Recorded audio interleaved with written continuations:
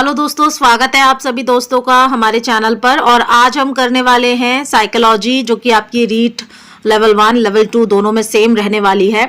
उसके आज हम 30 क्वेश्चन से प्लस ही करेंगे, क्योंकि आपको पता है कि हम प्लस ही करते हैं। 30 क्वेश्चन की सीरीज लेकर आते हैं, लेकिन उससे प्लस क्वेश्चन लेकर जाते हैं। तो चलिए बिना देरी के शुरू करते हैं। पहला क्वेश्चन देखेंगे, आप एक शिक्षक या शिक्षिका के रूप में रैंगिंग और धमकाने के सख्त विरोधी हैं, ठीक है, तथा इस संदर्भ में विद्यालय में पोस्टर लगवाते हैं और समिति भी बनवाते हैं। आपसे जुड़ने वाले किशोर जो इस विचार के दृढ़ विश्वासी हैं, निम्नलिखित में से किस स्तर पर होंगे?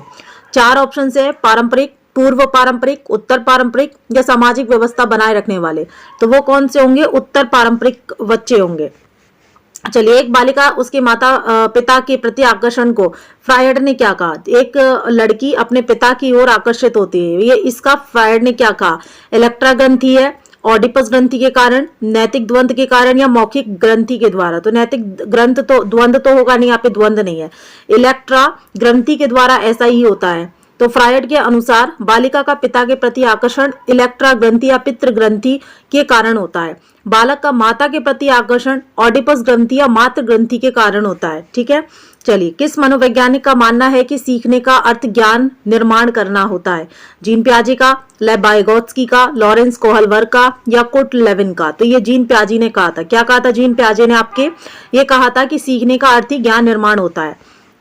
ज्ञान का निर्माण ही आप तब कर सकते हैं जब आप सीखने के लिए तत्पर हैं। अगला क्वेश्चन देखिए, CCE में ई का अर्थ क्या होता है? इवैल्यूएशन होता है, इवैल्यूएशन होता है या एग्जामिनेशन होता है या एक्सप्लेनेशन होता है? तो ये इवैल्यूएशन होता है, यानी कि ई फॉर मूल्यांकन, है ना, यानी इवैल्यूएशन। तो सही विकल्प हो जाएगा इवैल्यूएशन, और हिंदी में कहेंगे मूल्यांकन। CCE का पूरा नाम है कंटिन्यूअस कॉम्प्रिहेंसिव इवैल्यूएशन, यानी सतत व्यापक मूल्यांकन। चलिए, आपको किसी छात्र के बारे में यह मूल्यांकन करना है कि वो दी गई समस्याओं के बारे में अपने व्यक्तित्व और मूल दृष्टिकोण को व्यक्त कर पाता है या नहीं। इसके लिए आप किस प्रकार के प्रश्नों का निर्माण करेंगे? रिक्त स्थान वाले, वस्तुनिष्ठ, निबंधात्मक या फिर अति लघु उत्तरीय? तो आपको पता है किसी बच्चे को के विचार आपको जानने हैं, तो निबंधात्मक प्रश्न दीजिए उसको। अगला क्वेश्चन देखिए, जब किसी क्रिया को बार बार दोहराया जाता है तो अस्वाभाविक उद्दीपक भी वही प्रतिक्रिया देने लग जाता है जो स्वाभाविक उद्दीपक देता है। यह विचार निम्नलिखित में से किस मनोवैज्ञानिक का है? स्किनर का, पावलव का, थार्नडाइक का या शर्ली का? तो ये हो जाएगा पावलव का, है ना। अगला देखेंगे, अगला क्वेश्चन, चर्चावस्था में संवेग होते हैं कितने? स्थिर और स्पष्ट, अस्थिर और अस्पष्ट, स्थिर और अस्पष्ट या अस्थिर और स्पष्ट? तो ये अस्थिर और अस्पष्ट होते हैं, आ दोनों में, ठीक है। चलिए, निम्नलिखित में से किसने व्यक्तित्व का एक विशेषता सिद्धांत यानी कि ट्रेंट थ्योरी या शील गुण सिद्धांत प्रस्तावित नहीं किया? हैंस आइजेनिक ने, रेमंड कैटल ने, अल्बर्ट बंडूरा ने, ऑलपोर्ट ने? तो ये अल्बर्ट बंडूरा ने नहीं किया। बाकी हैंस आइजेनिक शील गुण सिद्धांत में मतलब है, साथ में है रेमंड कैटल भी हैं, ऑलपोर्ट भी है। अगला देखिए, एक समूह के समाज मिति विश्लेषण का उपयोग व्यक्तित्व को डैश विधि के रूप में मापने के लिए किया जाता है? प्रेक्षण विधि, वस्तुनिष्ठ विधि, व्यक्तिनिष्ठ विधि या प्रक्षेपी? तो ये किया जाता है वस्तुनिष्ठ विधि के द्वारा। व्यक्तित्व का पहला प्रकारात्मक वर्गीकरण प्रस्तुत किसने किया? ऑलपोर्ट ने, सैल्डन ने, हिप्पोक्रेट्स ने या कैटल ने? तो ये हिप्पोक्रेट्स ने किया। क्या किया था? तो व्यक्तित्व का पहला प्रकारात्मक वर्गीकरण किया था। चलिए आगे बढ़ते हैं। व्यक्तित्व का सबसे प्राचीन व पहला वर्गीकरण ग्रीक चिकित्सा शास्त्री हिप्पोक्रेट्स ने अपनी कौन सी पुस्तक के अंतर्गत किया? तो ये साइजिक एंड कैरेक्टर में, उसके बाद नेचर ऑफ मैन में, टाइप्स ऑफ मैन में या साइकोलॉजिकल टाइप में? तो ये क्या था? नेचर ऑफ मैन में। पुस्तकें थी इनकी फिजिक एंड कैरेक्टर, क्रैचमर ने लिखी है। याद रखेंगे, 4 पुस्तक आपको यहाँ पे भी मिल रही है। नेचर ऑफ मैन हिप्पोक्रेट्स की है, टाइप्स ऑफ मैन स्पेंजर की है, और साइकोलॉजिकल टाइप जो है वो जुंग या युंग की है। एक बार दोबारा से यहाँ पर दिखा देती हूँ आपको, इसमें से कोई भी पुस्तक पूछी जा सकती है, ठीक है। तो यहाँ पर देखिए, यहाँ पर आपका है कि फिजिक एंड कैरेक्टर जो है वो क्रैचमर ने लिखी है, नेचर ऑफ मैन जो हिप्पोक्रेट्स की है, टाइप्स ऑफ मैन स्पेंजर की है, और साइकोलॉजिकल टाइप ये जुंग या युंग की है। निम्न में से किसे व्यक्तित्व की नैतिकता वाली भुजा कहेंगे? उपहा यानी इड को, आत्मा यानी कि ईगो को, पराह यानी सुपर ईगो को, या इड तथा सुपर ईगो दोनों को? तो राइट ऑप्शन हो जाएगा परा यानी कि सुपर ईगो को। ठीक है। परह या परम अहम बोला जाता है, सुपरी को बोला जाता है। इदम का मतलब होता है सुखवादी अवस्था में पहुंच गया। अहम होता है वास्तविक अवस्था में है, और परम अहम होता है नैतिक अवस्था में है। ठीक है, चलिए। रेमंड कैटल का 16 PF का सिद्धांत क्या कहता है? कहता है 16 पूर्णतावाद कारक हैं व्यक्ति के, 16 व्यक्तिवादी असफलता है, 16 व्यक्तिवादी कारक हैं, या फिर 16 व्यक्तिगत तथ्य हैं। तो व्यक्तिवादी कारक के बारे में 16 PF बात करता है। ठीक है, यानी कि पर्सनल फैक्टर जिसे बोलते हैं। अगला देखेंगे, और ये किसका है? देखिए ये किसका, रेमंड कैटल का है। 16 PF किसका सिद्धांत है? तो ये किसका है? रेमंड कैटल का, याद रखेंगे। अगला क्वेश्चन है, कैटल का 16 व्यक्तिवादी कारक प्रकार है कैसा? तो सतही शील गुण का, मूल शील गुण का, सामान्य शील गुण का, या व्यक्तिगत शील गुण का? तो ये आपका मूल शील गुण का है। ठीक है, चलिए आगे बढ़ते हैं। निम्न में से कौन सा वर्गीकरण क्रैशमर के व्यक्तित्व प्रारूप से संबंधित है?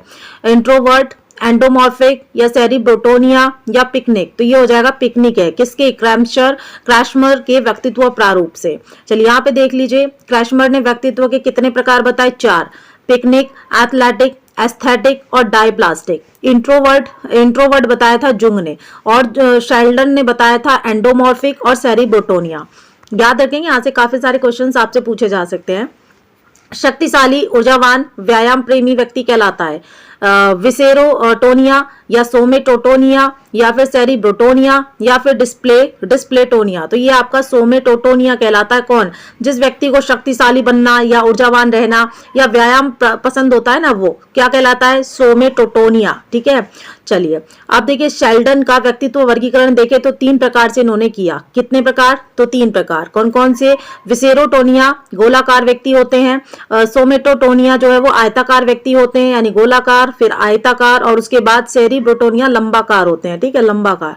चलिए, ए टाइप और बी टाइप व्यक्तित्व के प्रकार किसने बताए? थॉर्नडाइक ने, आइजेंक ने, फ्रेडमैन और रोजरमैन ने, एडलर ने। तो ये बताए थे फ्रेडमैन एंड रोजरमैन ने ए टाइप और बी टाइप व्यक्तित्व।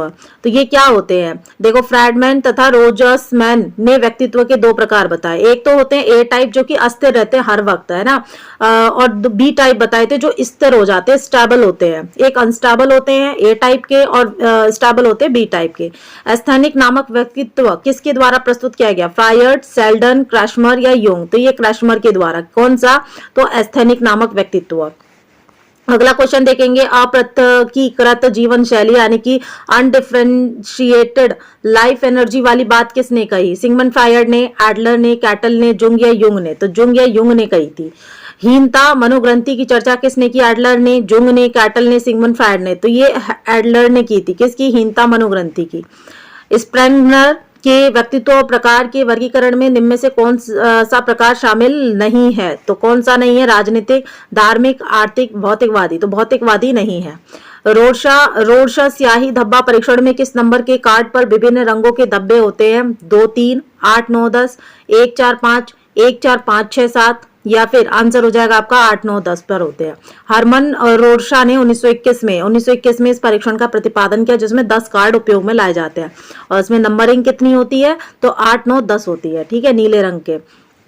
अगला क्वेश्चन देखेंगे, ईपीपीएस का निर्माण किसने किया? आइजेंक ने, बेल ने, इरिक्सन ने, या एडवर्ड ने? तो ये किया था आपका एडवर्ड ने। ईपीपीएस का पूरा नाम पूछा जा सकता है तो एडवर्ड पर्सनालिटी प्रेफरेंस स्केल, यानी एडवर्ड व्यक्तित्व प्राथमिकता मापन इसे कहा जाता है। व्यक्तित्व का अंतर्मुखता और बहिर्मुखता के रूप में वर्गीकृत किसने किया?